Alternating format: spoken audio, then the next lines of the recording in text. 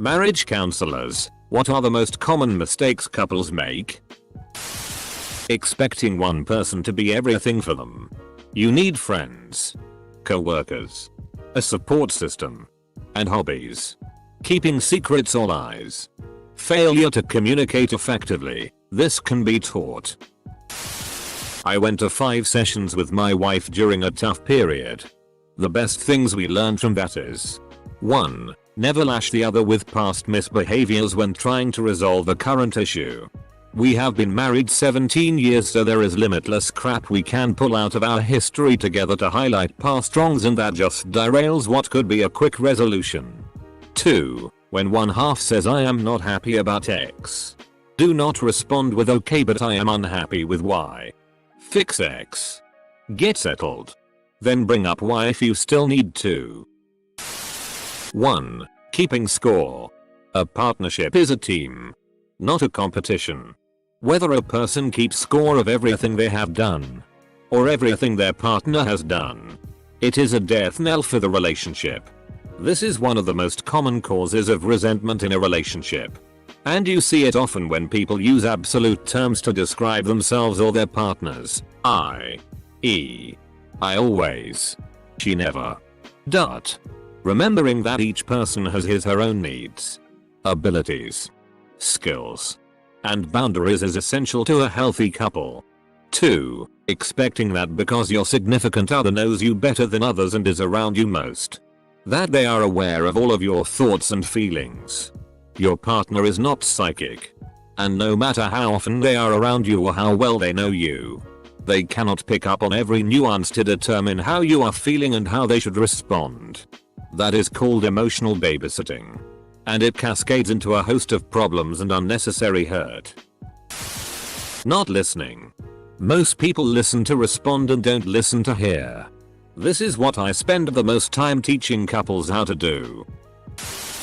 Divorce lawyer here. Talk about money. Talk about sex. If you're marrying someone with a high credit score, you should know how and why they ended up with it, lest you find yourself in their shoes very quickly. A credit score can cost thousands and take years to rebuild. Know if they have any tax liens or liability. Are they paying child support, and do they have any kind of garnishment? Who is going to be responsible for managing the finances? How many credit cards does the other person have, and what are their balances? I've seen money kill a lot of marriages. Another one a lot of people don't think of is actually talking about sex. Not just having it. Do you enjoy the sex you have? Would you like to have more of it? Less? Would you like to see it change? Do you or the other person have any weird kinks? Just have the talk. Different sexual wavelengths can be difficult to reconcile. Therapist here. Have served couples. Number 1 problem I see is overactive threat response, creating anger and rigidity. People don't stop to turn down their defense mode and lose sight of love because all their energy is going towards being right or controlling the outcome. Of course, that control comes from a place of fear. But fear and vulnerability feels too dangerous. So it typically gets expressed as anger, frustration, or rigidity. Surrender to not having control. Accept what's in front of you. And cultivate compassion. Please. Because you're rigid couples who just can't prioritize empathizing with each other over your fear response are driving me nuts. Close bracket. Edit. Just adding a smiley face. And that this is the most common case I see. Not the only. There are lots of folks who won't fit this pattern.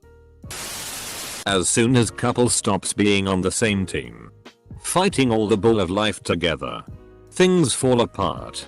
Get on the same team. Get behind each other's goals. If you're not on the same team, you're just going to wind up annoying the out of each other. All that bull of life is going to be beating you down, and your life partner is just going to be part of it instead of a refuge. When your significant other brings something to your attention that they want, don't react harshly if it's something they've refused to bring up sooner. Getting loud or defensive "why didn't you bring this up sooner?" will make them shy away from bringing things up again due to negative reinforcement backlash. This is especially true if they've been victims of any kind of abusive relationships. Source: literally killed my marriage because I was an idiot and didn't respond in an open, non-positive way. People don't learn to fight. You have to fight fair in a relationship. People go nuts when they get mad, and some couples never learn to fight in a way that honors the person you are fighting with. It is so important to learn to respect space. Don't assume motives. And take turns in explaining your views. It's a big deal and I work on it quite a bit in counseling. Getting married because they wanted a wedding. Not because they wanted to be married. Not a marriage counselor, but going to a marriage counselor believing that it's like a judge and he will tell them who's right and who's wrong. Current marriage. Couple and family masters counseling student here. Unspoken family rules that you bring into relationship are huge. Obviously you didn't grow up together, and depending on how you did grow up, you may have had completely different family of origin, experiences. It can be as simple as your foo separated out laundry by color and your sews just threw everything in together, so you have different family rules regarding laundry. To your foo had the rule of family problems stay in the family, and your sus family talk to people outside the family about all the problems freely. Everybody has these rules. Talking about them and uncovering them, without judgment, will go a very long way in maintaining and deepening connection. If you don't talk about them, it is easy to get into negative interactional patterns that are just rehearsals of how your foo did things and not creating healthy, mutually safe patterns.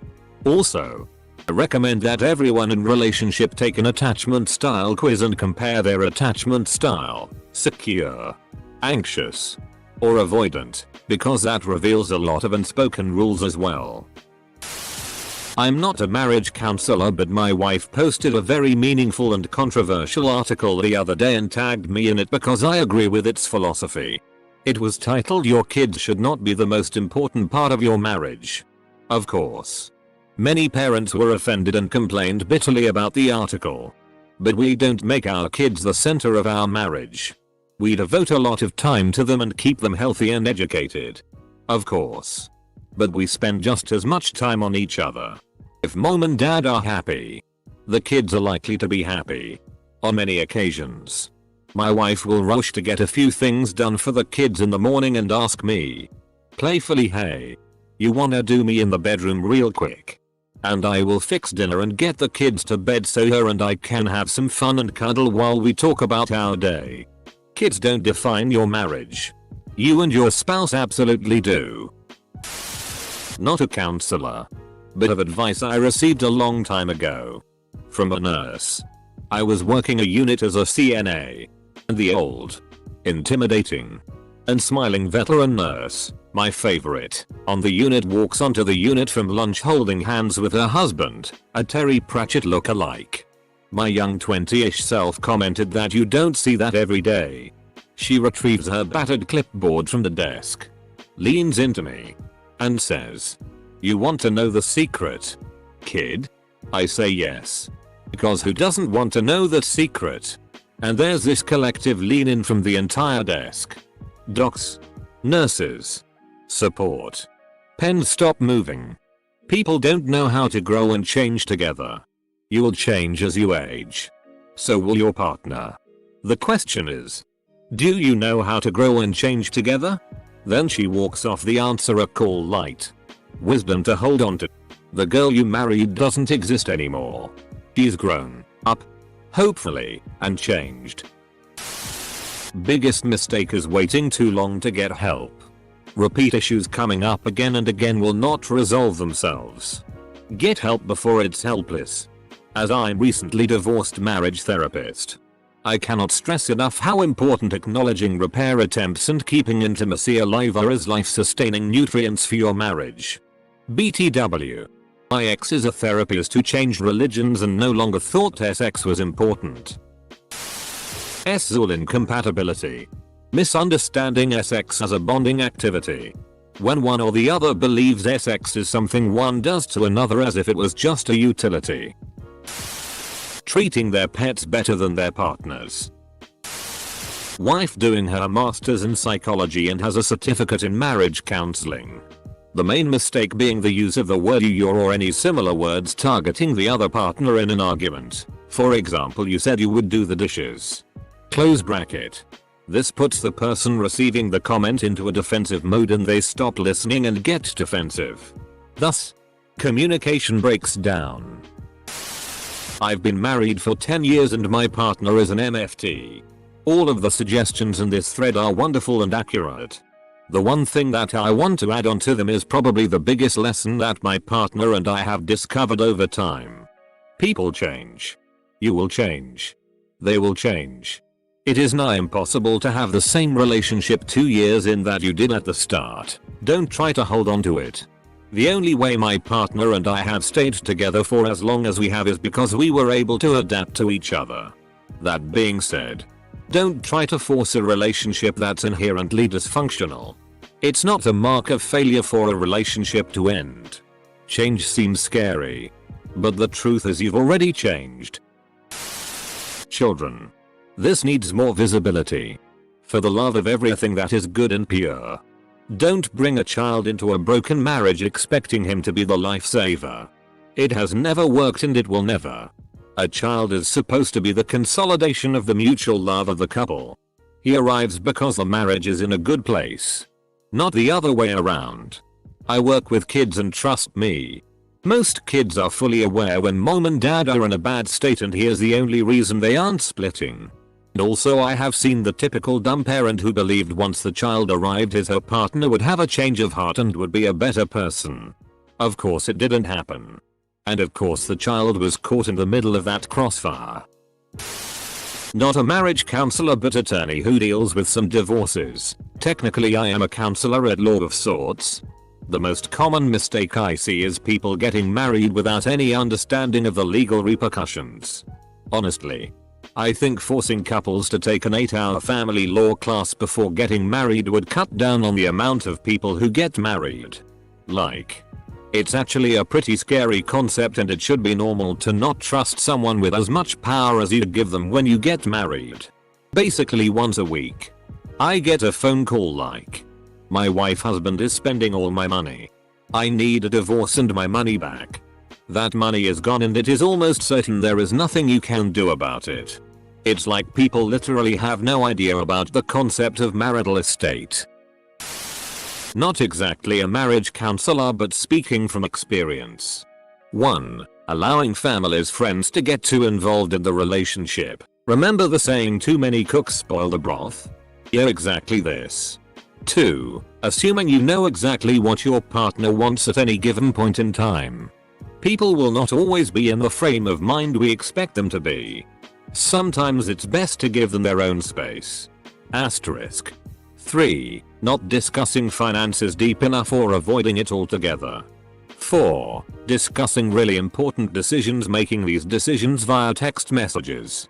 5. Not opening up to each other for fear of having a conflict. This tends to mount up tensions deep down inside and will normally come up when an argument occurs, thereby adding more fuel to the fire. 6. Adopting a tit-for-tat policy. One should aim to put their 100% commitment into a relationship for the sake of the relationship itself and not because they expect return sooner or later. They confuse love with the chemical high you get early in our relationship. That cannot last. For reasons built into our biology. A successful relationship is built on that feeling. It's built on mutual respect and a mutual decision to make it work each day. Till marriage counselors don't exist. In my experience, the most common problem married couples experience is going to see a marriage counselor instead of a licensed psychologist. The latter has significantly more experience and training to help couples. A marriage counselor has very limited training and can very easily do more harm than good. Source. Met with several marriage counselors. Were terrible. Had a psychologist specializing in couples. And he saved our marriage. Pastor here. There is a book on New Testament ethics called Dirt, Greed and Sex, which coincidentally are the big 3 issues in marital conflict. By dirt I mean household duties, including children. Greed is money management. And sex is, well, SX. Each topic requires communication and cooperation. Another note. The purpose of counseling is to alter the way you view your situation. This is true for individuals and for couples. Answers and solutions follow a change in perspective. Probably not communicating or money issues. Marriage. Can't up a marriage if you don't get married. Using blaming language and projecting fears and mistrust. It.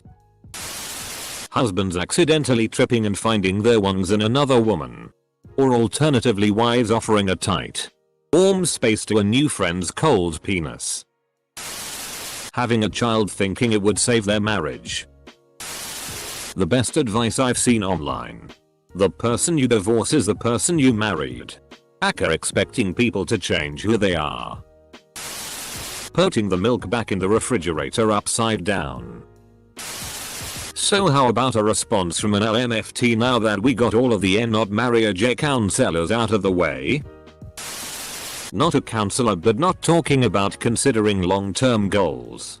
For example, if one wants kids but one doesn't and deciding to move and get married without having some kind of understanding in place. Absolutely.